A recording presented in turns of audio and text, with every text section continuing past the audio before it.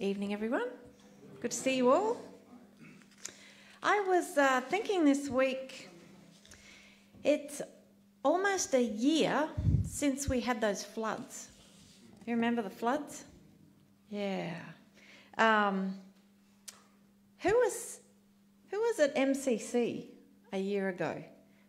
Do you remember we did that last minute switch to doing an online service and we called it MCC on the Ark? And we did a Zoom thing. That was really cool. Did anybody have damage from that flood? Yeah? Some significant damage? Yeah. Yeah, a lot of people did. We were pretty lucky. Our house is high and dry, and apart from a little bit of water leaking into the garage, our house was fine. It was a different story, though, with our yard, because we live on an acre and the house is kind of set to the back, and so at the front we've got this bank that goes down to this flat area, and then another bank goes up to where the neighbours live. And at the very bottom of that gully is this narrow, dry creek bed that runs kind of along the edge of our property. And the whole area down there and all the way down the bank, it's like a mini rainforest. It's really cool. There are palm trees and tree ferns, and there are rainforest trees. There's a few gum trees dotted in there as well. There's some native ginger. There's crow's nests. Hendrika's been there. She's like, oh, this is really cool. We can't take any credit for it. The previous owners did all the hard work. We just try and keep it alive. And so far, so good. But when the floods came that weekend, that dry creek bed, it turned into a raging torrent. It was about this deep on me. And it went on like that for about 2 days. And when the water finally subsided, it was just a mess. I mean, it was overwhelmingly discouraging. Now, nothing compared to people who actually lost houses and had damage to their buildings, their homes. You know, a yard is a yard. But really, it looked like about 5 dump trucks had backed in, poured gravel all over the place, sort of spread it out so that there were just kind of mounds and gullies of gravel everywhere. My fountain was full of gravel. My heliconias were under about 2 foot of sand. The lamandras did better. If you know lamandras, they were still sort of poking up through the sand, and we just kind of picked them up, and they survived. We had a fire pit down there. We just dug out a hole and put some rocks around it. Well, that was just full of sand. It was just a big mound of sand. We lost about a dozen trees. There was hardly any wind, but they just fell over in the soggy ground. And the course of the creek had changed. So instead of now running in a thin line around the border of our property, it now just ran straight through the middle of this gully. So we knew next time it rained, we're going to have more problems. Well, Drew got his chainsaw out. He chopped a few of the smaller fallen trees. We have a lot of firewood now. I think years of it. We'll have to have a bonfire there one night. I spent a few hours with a shovel just trying to get the sand away from the base of trees, because, you know, they smother if the sand is too high up trunks of trees. But, you know, I just gave up. It was just too big a job, just too overwhelming. We have a friend who's a hydrologist. She came in, she had a look at how the creek had changed, and she said we'd need a 15-tonne digger to come and dig out the old creek bed, reshape the dumped sand into a series of levees, and apart from the dollar signs flashing before our eyes, I mean, what does a 15-tonne digger cost for 2 days? We thought we're just going to lose more trees if there's a 15-tonne digger thrashing around down there. So we just put it in the too hard basket, really, and moved on. We repaired the fence, so that it's somewhat dog-proof. We dug a new fire pit. All the buried plants died, except for the lomandras, because, you know, they're creek plants, right? And when the water rises, those lomandras, they lie flat, and then once the water's gone, they sit back up again. For months, I just felt sad when I walked down there, because I was thinking about how beautiful it had been, and I just looked in despair at all this sand, like, just don't know what we're going to do. Toyed with the idea of maybe getting a little bobcat in, but I knew it'd take like a week or more to shift all this sand. And the next time we have a flood, it's likely to just upend everything and just, you know, we'd have more sand. But, you know, eventually I got used to it. And I realised this week that it's been almost a year. And I went down there and had a look, and the leaves have fallen on the sand now. There's a lot of leaf litter down there. It doesn't look quite so bare. And I haven't even noticed, but a couple of saplings had grown up. And one of them was almost this tall in a year. There's a lot more sun now shining down, see? So I guess saplings grow pretty fast. There's a couple of damaged trees. They'd sent out a whole bunch of new branches. And those lomandras, they're looking strong and green, and they're much bigger than they were to start with a year ago. And this week, thinking about how a whole year's gone by, I let go of my desire to have a rainforest grow down there. Because it's not a rainforest anymore. It's a creek bed. It's a wide, sandy, beautiful creek bed running through the bottom of our garden. I mean, how good is that? So we're going to plant dozens of lomandras down there and some creek trees. We're going to plant them and we're going to see what grows, and we're not going to worry too much about what doesn't grow. And maybe I'll plant some raffia palms down there too, because they seem to grow like weeds on our place. And I think they'll take off there too. And all of those people who have no idea about gardening are just like, I don't even know what she's talking about. MCC's board has been listening to a podcast called Rewilding the Church. And we talked about the concept at our board retreat last weekend. Rewilding is an environmental concept, and it's the concept of letting nature take its course. It's different to conservation. So conservation is trying to conserve what's there or trying to get back to what it used to be. That's not what rewilding is. Rewilding is more about stepping back and just seeing what grows, letting things flourish where they want to flourish. And there's been some very interesting experiments on rewilding in the environment. One of the most startling is quite an unintended experiment. In 1986, a catastrophic nuclear accident occurred at Chernobyl nuclear power plant in the Ukraine. And as the extent of the contamination was realised, an exclusion zone with a 30-metre radius was set up. It was no longer safe to live in that exclusion zone. So all of the humans and most of the domestic animals were evacuated. 36 years later, it is still not safe for permanent human habitation. There are 2 large towns in that exclusion zone and more than 100 villages and farms, and they were just left empty, just to rot away and disappear. Buildings, infrastructure. Much of the land around Chernobyl was agricultural land, couldn't be farmed anymore. The farms were just left untended. After the disaster, in the next few weeks, there was a pine plantation fairly close by. It turned red and died, the whole thing. Animals either died or they stopped reproducing. See, as well as a human disaster, it was an ecological catastrophe. But 35 years on, some very interesting things are happening. There's no humans around impacting the environment. And so the exclusion zone has actually become a haven for wildlife. There are boar, elk, roe deer. The populations of those have actually exploded.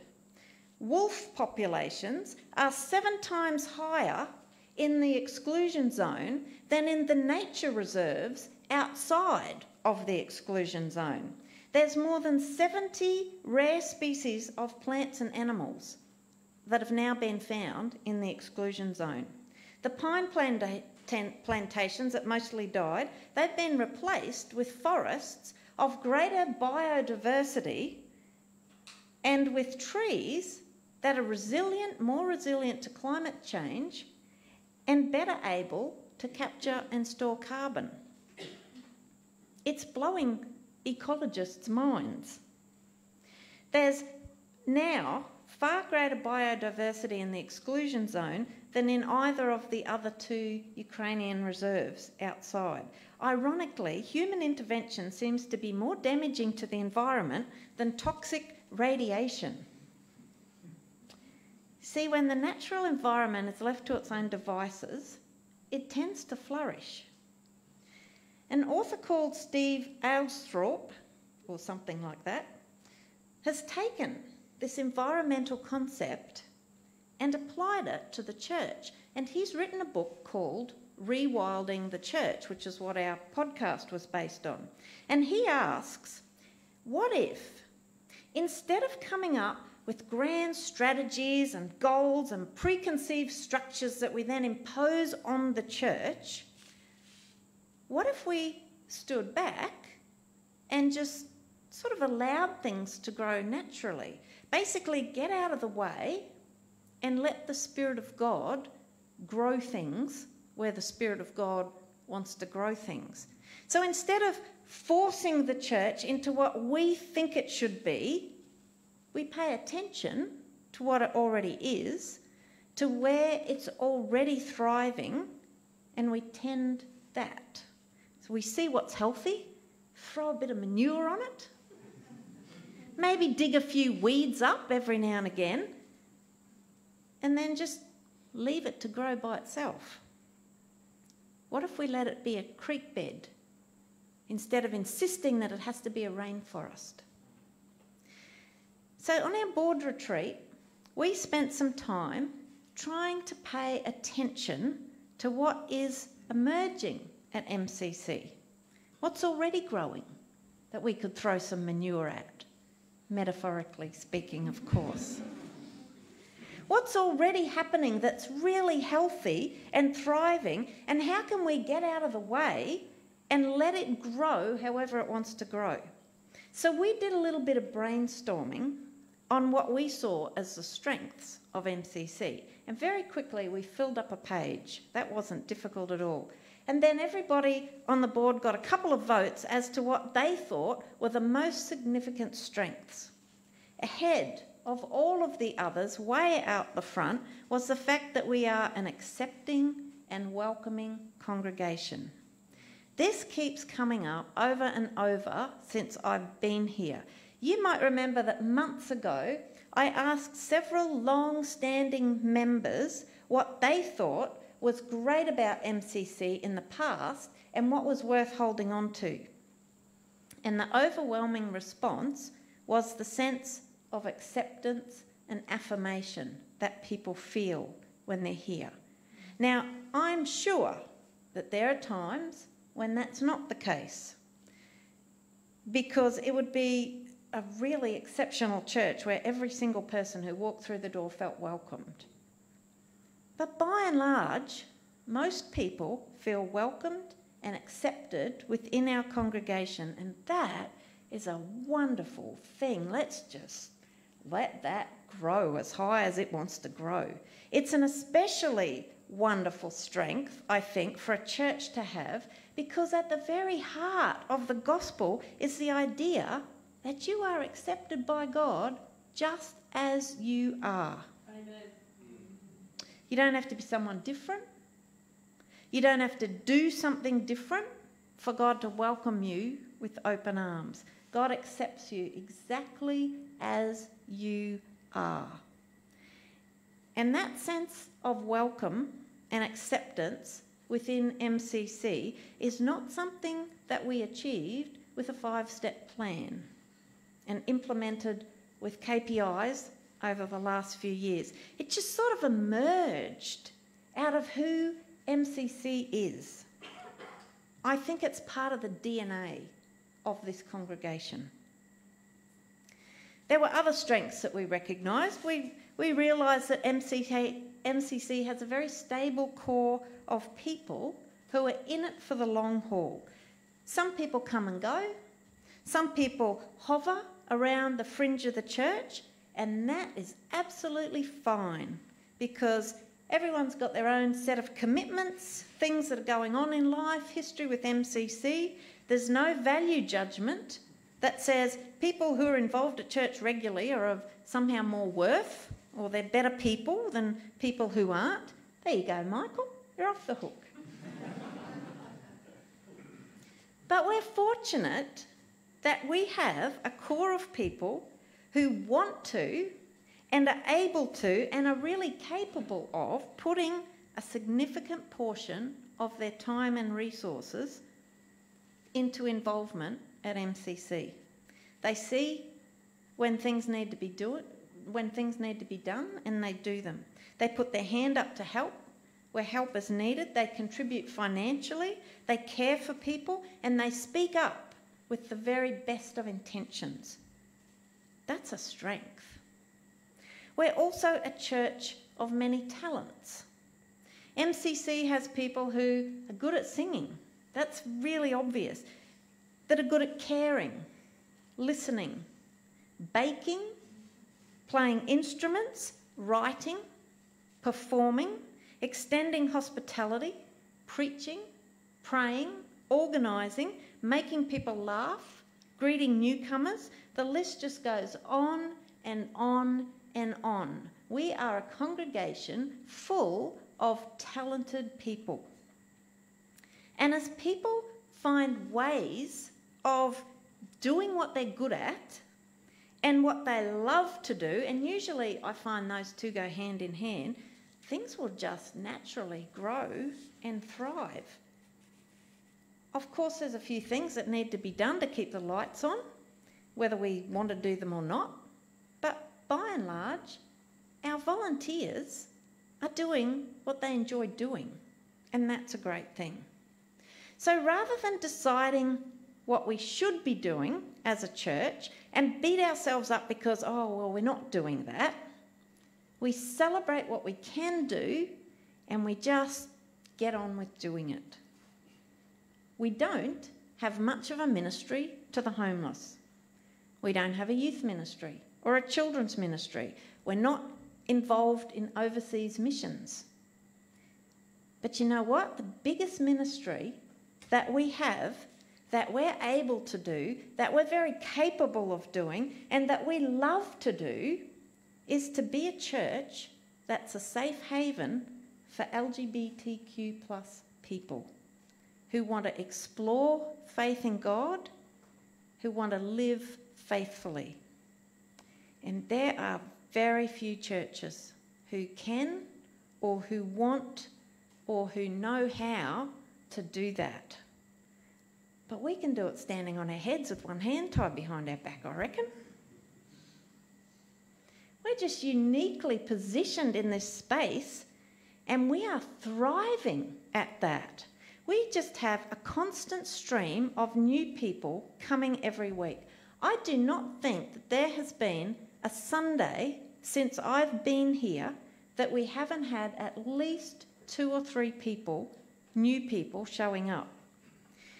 Now, it's possible, of course, that that's my face blindness. As you know, or you know if you've been around for a while, I have difficulty recognising faces, even of people I know. So maybe I'm wrong about that and I'm just meeting the same people over and over and, you know, you're all just too nice to mention it. But I don't think so, because other people have noticed this too. We don't advertise. particularly, not a whole lot. We're not offering a free set of steak knives. There are no iPads given out to newcomers. We don't have a smoke machine. Is that something you'd want, Shane? A smoke machine? We don't have a rock band. We're not paying social influencers to promote us. People are just finding us. Not everyone stays. If they did, we wouldn't fit in this building. MCC is not what everyone is looking for, and that's fine. But lots of people are staying because, well, you know, see point one, we're welcoming and accepting. And sadly, there's not a lot of other places where they do feel like that. So let's just keep on throwing the occasional bit of manure on that core ministry and just stand back and let it thrive and let's just see what happens. I really wanted to, I said last week that I was going to give you some feedback from our board retreat, and this is kind of it. So if it's a little bit of a different sermon, then that's why.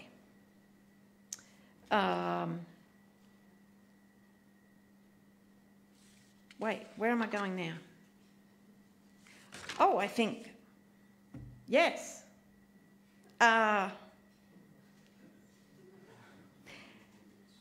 Yes, we're throwing manure, aren't we? Not at me, if you don't mind. If you could hold off on that. The one last thing that I really want to mention. Am I going red? I feel like I'm going red. Yeah. One last thing I want to mention that seems to be thriving is the social connections among the congregation. We have a congregation that enjoys being together. People hang around for supper for so long that somebody usually has to chase the last people out so they can turn the lights off and go home. Our first Sunday of the month after church dinners at GYG are usually pretty crowded. People come out even though Shane keeps telling them that the food is terrible. I actually disagree. I like GYG food. Who likes GYG food? Yes. I don't care about the service. You get to stand and talk when you're in line. It's cheap, it's healthy. Hendrika's vision for a monthly foodie group, that's now up and running. The autistic people are finding each other. Yes, and Michelle. Hendrika and Michelle. That's their foodie group. The autistic people are finding each other. Parents of LGBT people are finding each other. There's some growing groups of young adults, and I say groups, plural. In the end-of-year church survey that we did a month ago, 47 people said they wanted to be in a small group of some sort. That's a pretty big chunk of our congregation that want to be together during the week as well as on Sundays. The board was not expecting quite so many people to say, oh, I want to be a part of a small group. So it might take a few weeks to work out the logistics of that, how to make that happen. But if that's what's thriving, then that's what we'll do. We'll tend to that and we'll make sure that they're resourced. All this is to say that our job is not to make things grow in nice, neat rows, to be out there ploughing all day and putting irrigation pipes in and spraying pesticides and trying to grow things by the sweat of our brow. No, what our job is to be who we are, to do what we're called to do, and then to stand back and watch what God grows. I am going to talk a little bit more about rewilding the church over the next couple of weeks. But if you want to hear the podcast on rewilding the church, then send me a message on Slack or on Facebook Messenger or email, and I will send you the link to that podcast so that you can hear it too. Cool? Cool. Great.